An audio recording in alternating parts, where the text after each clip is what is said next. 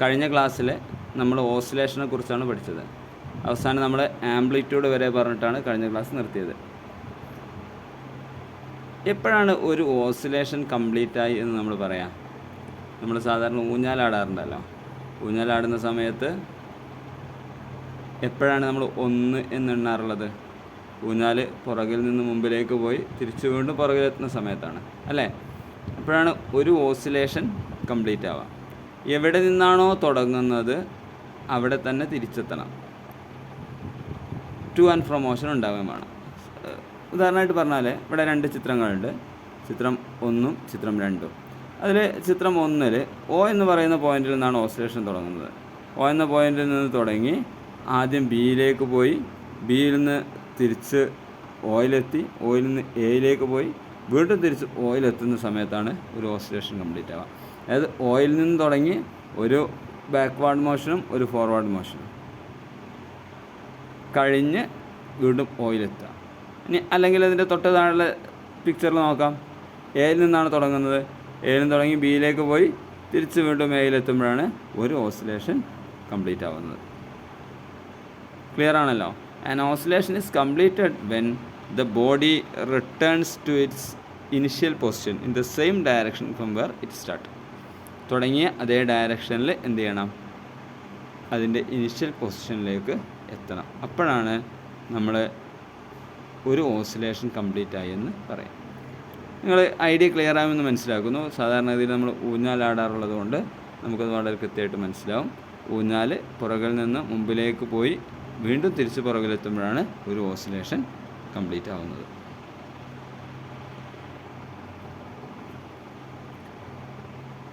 ഇനി എങ്ങനെയാണ് നമ്മൾ ഒരു ഓസിലേഷന് വേണ്ട ടൈം കണക്കാക്കുക എന്നുള്ളതാണ്. How can we calculate the time for one oscillation? ഒരു ഓസിലേഷന് ആവശ്യമായ സമയം എത്രയാണ് എന്ന് നമ്മൾ കണക്കാക്കണം.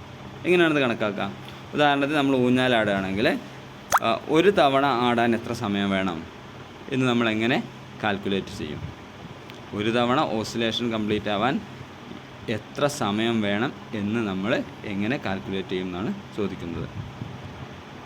നിങ്ങൾ പെൻഡുലം ക്ലോക്ക് കണ്ടിട്ടുണ്ടോ? പെൻഡുലം ക്ലോക്ക് പഴയ കാലത്തൊക്കെ നമ്മൾ വീട്ടിലൊക്കെ ഉപയോഗിച്ചിരുന്ന സാധനമാണ് പെൻഡുലം ക്ലോക്ക്. ഇവിടെ ഇങ്ങനെ ഒരു ക്ലോക്ക് ഉണ്ടാവും, താഴോട്ടേക്കൊരു ചെറിയൊരു ഇതിൽ ഒരു പെൻഡുലം ഉണ്ടാവും. ഈ ക്ലോക്ക് വർക്ക് ചെയ്യുന്ന ഈ പെൻഡുലം ആടുന്നത് കൊണ്ടാണ്. ഒരു സെക്കൻഡിൽ ഈ പെൻഡുലം ഒരു ഓസിലേഷൻ കംപ്ലീറ്റ് ചെയ്യും. പെൻഡുലം ഒരു ഓസിലേഷൻ കംപ്ലീറ്റ് ചെയ്യുമ്പോഴാണ് നമ്മുടെ ക്ലോക്കിൽ ഒരു സെക്കൻഡ് ആവുന്നത്. അങ്ങനെ പറയുന്നതും കൂടുതൽ ശരി. പെൻഡുലം ഒരു ഓസിലേഷൻ കംപ്ലീറ്റ് ചെയ്യുമ്പോഴാണ് നമ്മുടെ ക്ലോക്കിൽ ഒരു സെക്കൻഡ് ആവുന്നത്. ക്ലിയർ ആണല്ലോ? അപ്പോൾ ഒരു മിനിറ്റിൽ എത്ര ഓസിലേഷൻ കംപ്ലീറ്റ് ചെയ്യും? ഒരു സെക്കൻഡിൽ ഒരു ഓസിലേഷൻ ആണെങ്കിൽ ഒരു മിനിറ്റിൽ 60 ഓസിലേഷൻ അല്ലേ? അപ്പം നമ്മളെ സംബന്ധിച്ചിടത്തോളം നമുക്ക് ഒരു ഓസിലേഷൻ എന്ന് പറയുന്നതിൻ്റെ സമയം കാൽക്കുലേറ്റ് ചെയ്യുക എന്നുള്ളത് പ്രയാസമായിരിക്കും, സ്വാഭാവികമായിട്ട് പ്രയാസമായിരിക്കും.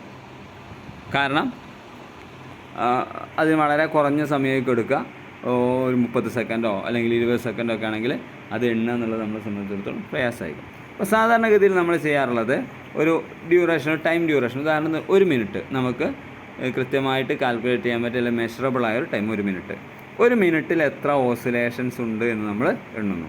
അപ്പോൾ ഇവിടെ നിങ്ങൾക്കെന്ന ചോദ്യത്തിൽ if a pendulum takes 1 minute to complete 30 oscillations, 30 oscillations complete ചെയ്യാൻ വേണ്ടിയിട്ട് 1 മിനിറ്റ് എടുക്കുന്നു.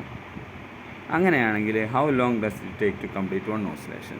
ഒരു ഓസിലേഷന് എത്ര സമയം എടുക്കും? 30 ഓസിലേഷന് 1 മിനിറ്റ് എടുത്താൽ ഒരു ഓസിലേഷന് എത്ര സമയം എടുക്കും? വളരെ സിമ്പിളാണ് കാൽക്കുലേഷന്. നിങ്ങൾ മുമ്പ് പഠിച്ച സാധനങ്ങളാണ്. 30 ഓസിലേഷൻ 1 മിനിറ്റ് എന്നുള്ളതിന് നമ്മൾ സെക്കൻഡിലേക്ക് മാറ്റണം. നമ്മൾ ഏത് കാൽക്കുലേഷൻസ് ചെയ്യുകയാണെങ്കിലും സ്റ്റാൻഡേർഡ് യൂണിറ്റിൽ മാത്രമേ കാൽക്കുലേഷൻസ് ചെയ്യാവൂ. സമയത്തിൻ്റെ SI യൂണിറ്റ് എന്ന് പറയുന്നത് സെക്കൻഡാണ്. ലെങ്ത് ആണെങ്കിൽ അത് മീറ്ററാണ്. അപ്പോൾ നമ്മൾ യൂണിറ്റ് സ്റ്റാൻഡേർഡ് യൂണിറ്റിലേക്ക് മാറ്റിയിട്ട് മാത്രമേ കാൽക്കുലേഷൻസ് ചെയ്യാവൂ. 1 മിനിറ്റ് നമ്മൾ 60 സെക്കൻഡ് എന്ന് അതിൻ്റെ സ്റ്റാൻഡേർഡ് യൂണിറ്റിലേക്ക് നമ്മൾ കൺവേർട്ട് ചെയ്തു. ടൈം ഫോർ 1 ഓസിലേഷൻ കാണാൻ എന്ത് ചെയ്താൽ മതി? 60 സെക്കൻഡ് ഡിവൈഡ് ബൈ 30 ഓസിലേഷൻസ്. അങ്ങനെയാണല്ലോ നമ്മൾ സിമ്പിൾ കാൽക്കുലേഷനാണ്. 2 സെക്കൻഡ് നമുക്ക് ഉത്തരം കിട്ടും. അതായത് ഒരു ഓസിലേഷൻ കംപ്ലീറ്റ് ചെയ്യാൻ എത്ര സമയം വേണം? 2 സെക്കൻഡ്. ക്ലിയർ ആണല്ലോ അല്ലേ? ഒരു ഓസിലേഷൻ കംപ്ലീറ്റ് ചെയ്യാൻ വേണ്ടിയിട്ട് 2 സെക്കൻഡ് ആവശ്യമാണ്.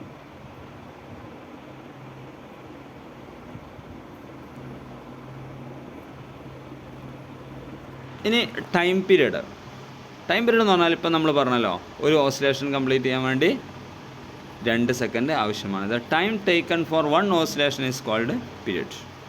ഒരു ഓസിലേഷൻ കംപ്ലീറ്റ് ചെയ്യാൻ ആവശ്യമായ സമയത്തെയാണ് ആ സാധനത്തിൻ്റെ പീരീഡ്, അല്ലെങ്കിൽ ആ ഓസിലേറ്ററിൻ്റെ പീരീഡ് എന്ന് നമ്മൾ വിളിക്കുന്നത്. ഓസിലേഷൻ നടത്തുന്ന വസ്തു എന്താണോ അതിൻ്റെ പീരീഡ് എന്ന് പറഞ്ഞാൽ ഒരു ഓസിലേഷൻ കംപ്ലീറ്റ് ചെയ്യാൻ ആവശ്യമായ സമയമാണ്. അതിൻ്റെ സിമ്പൽ എന്ന് പറയുന്നത് ടി ആണ്, അതിൻ്റെ യൂണിറ്റ് എന്ന് പറയുന്നത് സെക്കൻഡാണ്. സിമ്പൽ ടി ആണ്, യൂണിറ്റ് സെക്കൻഡാണ്. ക്ലിയർ ആണല്ലോ? The time taken for 1 oscillation. ഇപ്പോൾ നമ്മൾ ഊഞ്ഞാലാണെങ്കിൽ ഊഞ്ഞാൽ ഇവിടെ ബാക്കിൽ നിന്ന് മുമ്പിലേക്ക് പോയി വീണ്ടും തിരിച്ച് ബാക്കിലെത്താൻ എടുക്കുന്ന ഒരു ടൈം, അതിനാണ് നമ്മൾ അതിൻ്റെ പീരീഡ് എന്ന് വിളിക്കുന്നത്. അത് വ്യത്യസ്തമായിരിക്കും. നമ്മളെ ഓസിലേറ്റ് ചെയ്യുന്ന വസ്തുവിൻ്റെ ഇക്വിലിബ്രിയം പൊസിഷനിൽ നിന്ന് അതിൻ്റെ എൻഡിലേക്കുള്ള ഡിസ്റ്റൻസിനനുസരിച്ച് അതിൻ്റെ വ്യത്യസ്തമായിരിക്കും. നമുക്ക് വരും ക്ലാസ്സുകൾ അത് വിശദമായിട്ട് പഠിക്കാം. ക്ലിയർ ആണല്ലോ?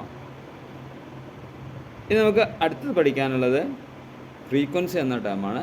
നമുക്ക് അടുത്ത ക്ലാസ്സിൽ നോക്കാം. അപ്പോൾ നമ്മൾ 2 ടേമുകൾ നമ്മൾ പഠിച്ചു. ഒന്ന് ആംപ്ലിറ്റ്യൂഡും രണ്ടാമത്തത് ഫ്രീക്വൻസി. ഓർമ്മ ഉണ്ടല്ലോ? രണ്ടാമത്തത് ടൈം പീരീഡും. ഒന്ന് ആംപ്ലിറ്റ്യൂഡ്, 2 പീരീഡ്. ആംപ്ലിറ്റ്യൂഡ് റെപ്രസെൻ്റ് ചെയ്യാൻ വേണ്ടി നമ്മൾ സ്മോൾ ലെറ്റർ എ ഉപയോഗിക്കും. ആംപ്ലിറ്റ്യൂഡിൻ്റെ SI യൂണിറ്റ് എന്ന് പറയുന്നത് മീറ്ററാണ്. ടൈം പീരീഡ് റെപ്രസെൻ്റ് ചെയ്യാൻ വേണ്ടി നമ്മൾ ടി ഉപയോഗിക്കും. അതിൻ്റെ SI യൂണിറ്റ് എന്ന് പറയുന്നത് സെക്കൻഡാണ്.